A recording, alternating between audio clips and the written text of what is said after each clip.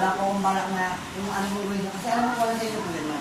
Teka muna ha. Saka si Sir po yung ano Huwag kang magagalit sa Ako akin yun ha. lang. Sa akin, sa pantaha, ikaw ay gumagamit ng Opo, bawal na opo, gamot. opo, opo. May ano po ako. Okay. Pinangaralan na kita noon ka, bata ka pa. Hindi ka pa ganyan kabinata. Nakita ko itong paglaki ng batang ito eh. Kasi estudyante ko po siya, grade 4. Sa Maluyo. Sisirain lang ang buhay mo ng droga. Maaaring hindi dito sa atin, matagpuan kang patay. Sa ibang lugar, mabulagta ka na lang. Ang daming ayun ba ang ano ngayon? Ang dami mo pang pagkakataon sa buhay mo. Hindi dahil ng kahirapan.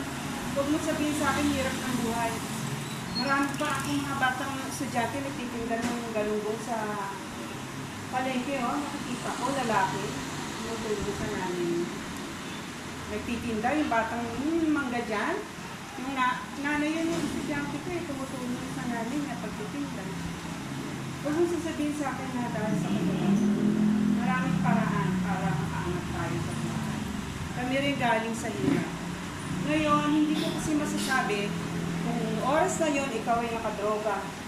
Kasi pag ang tao po nakadroga, hindi na niya alam ang ginagawa niya. Malakas ang loob. Hindi niya na, wala siyang kinikilala. Yan ang effect ng ng drug sa isip mo. Kanina nga ako, pinapunta po ako ni Gonzo Jimson.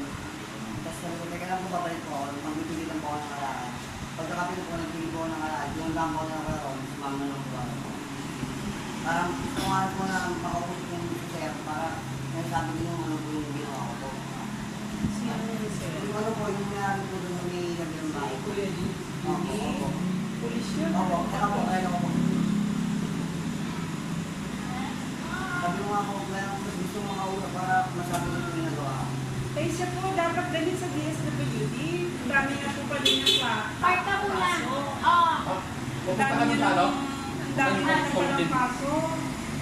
Ano, paano ang plano mo gawin sa buhay mo? Ganyan na lang. Anong plano mo? Ang nanay mo, dapat matutulungan mo. Hindi darating pa naman, tatanda rin ang nanay mo. Nag-iisa na rin sa buhay. Oo. Iba, nagdadrive ng e-bike. O, ang daming pwedeng pagkakitaan kung gugustuhin. Iba, nagpo-volunteer. Nakikita ko, bata pa, mga volunteer sa fire brigade natin. O. Ngayon ako na naman bili. Isa yung po bang bahay yung laki? Ano po, connecting na po yun sa amin. Pag nakababa po siya doon, lahat po ng bahay namin may access po siya.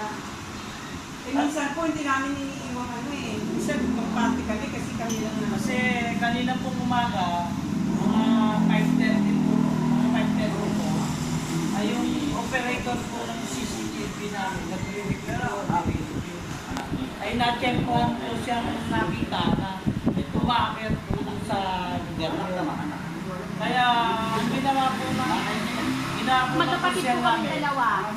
Opo, anak po kami ng kanan din. Ngayon, mahuli po ako namin siya. Eh, ganito naman ang Opo, paliwanag. siya po ang panganay. Tapos pangalawa po.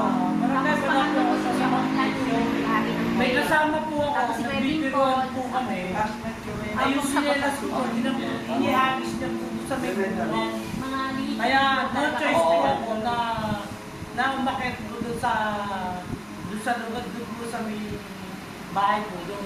Para makuha ko po yung sinelas ko. Yun po ang ginawang paliwanag niya po sa akin kanina.